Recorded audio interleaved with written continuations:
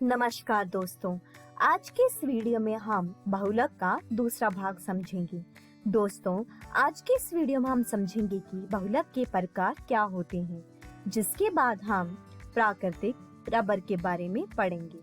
तो चलिए दोस्तों शुरू करते हैं। सबसे पहले हम देखते हैं कि बहुलकन के प्रकार क्या होते हैं। दोस्तों, उच्च अणुभार वाली यौगिक जो एकलक की अणुओं की बार बार पुनरावृत्ति से बनते हैं उन्हें बहुलक कहा जाता है तथा इस क्रिया को हम बहुलकन कहते हैं। दोस्तों, बहुलकन के दो प्रकार होते हैं, जिसमें पहला है योगात्मक बहुलक तथा दूसरा है संघनन बहुलकन। सबसे पहले हम देखेंगे कि योगज बहुलकन मतलब योगात्मक बहुलकन क्या होता है। दोस्तों, जब बहुलकन की क्रिया में छोटे छोटे अणु मिलकर बहुलकों का निर्माण कर लेते हैं तो इस क्रिया को हम योगात्मक बहुलकन कहते हैं। इसमें असंतृप्त एकलक के अणु भाग लेते हैं। इस श्रृंखला क्रिया को प्रारंभ करने के लिए एक उत्प्रेरक काम में लाया जाता है, जिसे प्रारंभक कहते हैं। उत्प्रेरक क्रिया कारक के अणुओं से क्रिया करके मुक्त मूलक या आयन बनाते हैं।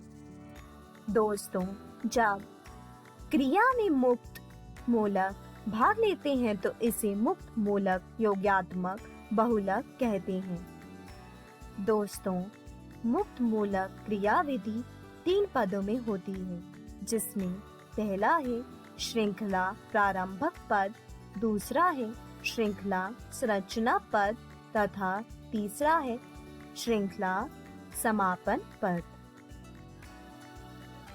दोस्तों, इस क्रिया में उत्प्रेरक बेंजोइल पेरोक्साइड या तृतीयक ब्यूटाइल पेरोक्साइड काम में लाए जाते हैं, जिसका उदाहरण आप यहाँ पर देख सकते हैं।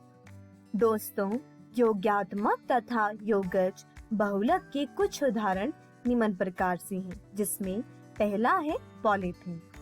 दोस्तों, पॉलीथीन 2 प्रकार की होती है, जिसमें पहला है अल्प घनत्व पॉलीथीन। दोस्तों, इसे 1000 से लेकर 2000 तक उच्च वायुमंडलीय दाब और 350 से 570 केल्विन ताप पर डाइऑक्सीजन अथवा परऑक्साइड प्रारंभक की लेश मात्रक उपस्थिति में एथीन के बहुलक द्वारा प्राप्त किया जाता है। दोस्तों, इनका उपयोग पाइप, खिलौनों में, बोतल बनाने में, कोट इत्यादि को बनाने में किया जाता है। इलेक्ट्रॉनिक तारों की विद्युत अवरोधक करने के लिए भी इनका प्रयोग किया जाता है। दूसरा है उच्च घनत्व पॉलीथीन। दोस्तों, यह इथेन के किसी हाइड्रोकार्बन विलायक में ट्राइइथाइल एल्यूमीनियम और टाइटेनियम टेट्राक्लोराइड जैसे उत्प्रेरकों की उपस्थिति में 333 केल्विन से लेकर 343 केल्विन ताप पर और 6 से 7 वायुमंडलीय दाब पर बहुलकन करने से प्राप्त होते हैं। इनका उपयोग विभिन्न घरेलू सामानों के निर्माण के लिए, पात्रों के निर्माण के लिए, जो रसायन इत्यादि को संचित करने के लिए प्रयोग किए जाते हैं, उनके रूप में होता है। ये बाल्टियों, कूड़ादानों, बोतलों, पाइपों इत्यादि के निर्माण में प्रयुक्त होते हैं। अगला है टेफ्लॉन मतलब पॉली टेट्राफ्लूरो इथेन। दोस्तों, इसे मुक्त मूलक अथवा परसल्फेट उत्प्रेरक के साथ उच्च दाब पर गर्म करके उत्पादित किया जाता है। ये रासायनिक रूप से अक्रिय और साक्षर अभिक्रमकों द्वारा आक्रमण के प्रति प्रतिरोधी होते हैं। इनको तेल, सीलों, गैस्केटों को बनाने में या ना चिपकने वाले मतलब नॉन स्टिक सतह के लेपित बर्तनों में उपयोग किया जाता है। अगला है पॉली एक्राइलोनाइट्राइल। दोस्तों, ये विनाइल साइनाइड का समबहुलक होती हैं। एक्राइलोनाइट्राइल के परऑक्साइड उत्प्रेरक की उपस्थिति में योगज बहुलकन से ये प्राप्त किए जाते हैं। इनका उपयोग विभिन्न प्रकार के संश्लेषित कालीनों के निर्माण में, कंबलों, स्वेटरों इत्यादि में किया जाता है। अगला है संघनन बहुलक। दोस्तों, जब छोटे छोटे अणु मिलकर बहुलक का निर्माण कर लेते हैं, परंतु क्रिया के दौरान जल, हाइड्रोक्लोरिक एसिड तथा OH इत्यादि बाहर निकल जाते हैं तो उसी संघनन बहुलकन कहते हैं तथा इसे पदश वृद्धि बहुलकन भी कहा जाता है।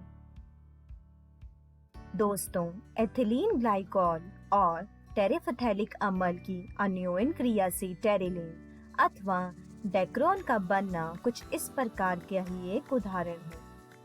चलिए दोस्तों, अब हम कुछ महत्वपूर्ण संघनन बहुलकन की अभिक्रियाओं के बारे में जानते हैं, जिसमें पहला है पॉलीएमाइड। दोस्तों, एमाइड बंध युक्त बहुलक संश्लिष्ट रेशे के महत्वपूर्ण उदाहरण हैं। इन्हें नायलॉन भी कहा जाता है।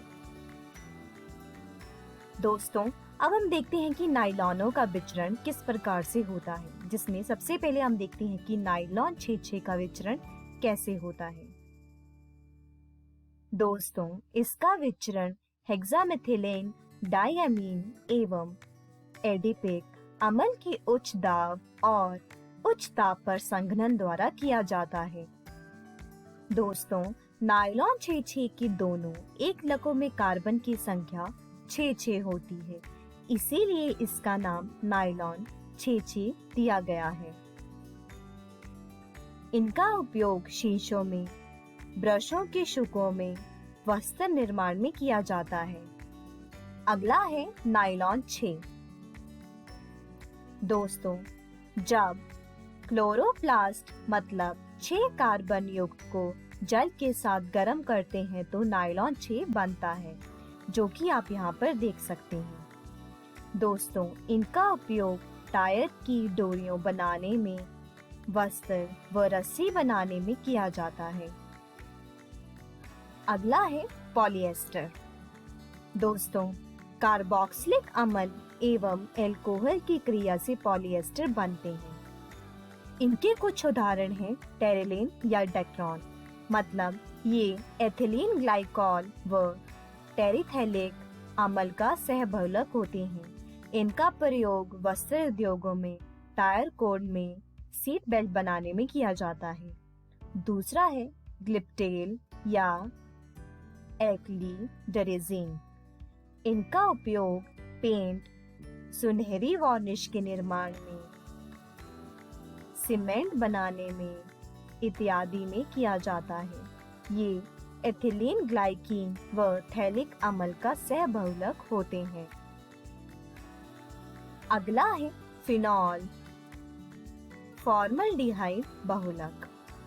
दोस्तों, जब फिनॉल की क्रिया फॉर्मल्डिहाइड के साथ अम्लीय या क्षारीय माध्यम में की जाती है तो ऑर्थो व पैरा हाइड्रोक्सी मिथाइल फिनॉल बनते हैं।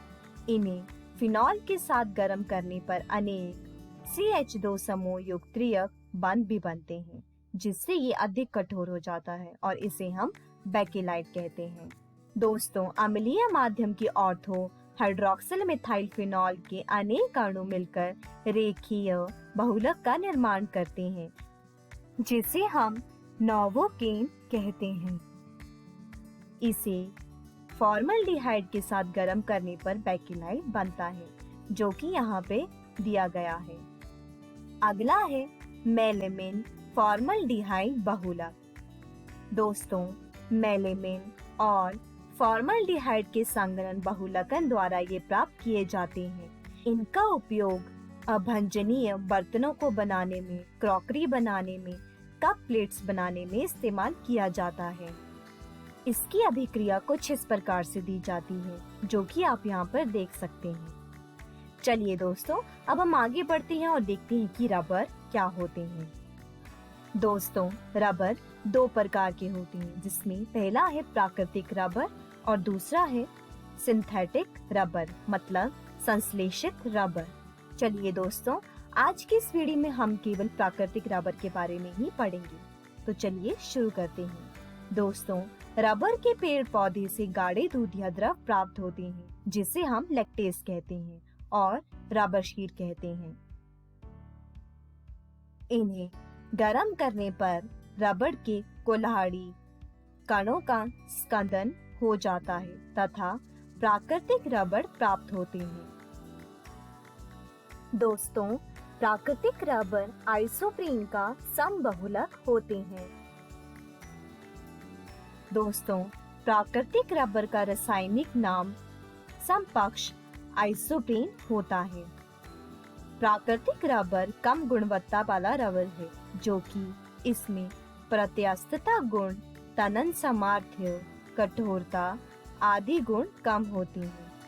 यह अध्रुवीय विलायक में विलय होते हैं तथा कम ताप पर भंगुर तथा उच्च ताप पर लचीला हो जाते हैं।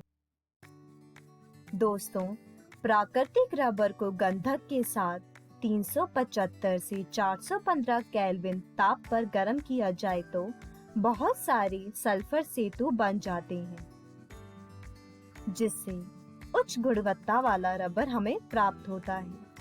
इस रबर को वल्कनीकृत रबर कहा जाता है तथा इस क्रिया को वल्कनीकरण क्रिया कहते हैं। तो दोस्तों, आज के इस वीडियो में हमने बहुलकन के प्रकारों के बारे में पढ़ा, जिसके बाद हमने प्राकृतिक रबर के बारे में पढ़ा। अगली वीडियो में हम संश्लेषित रबर के बारे में पढ़ेंगे, जिसके बाद हम यह भी देखेंगे कि जैव निम्नीकरणीय बहुलक क्या होते हैं। दोस्तों, मैं आशा करती हूँ आपको ये वीडियो समझ आया होगा। तब तक आप अपनी पाठ्य पुस्तक से इन सारे विषयों को दोहराने की कोशिश कीजिएगा। धन्यवाद।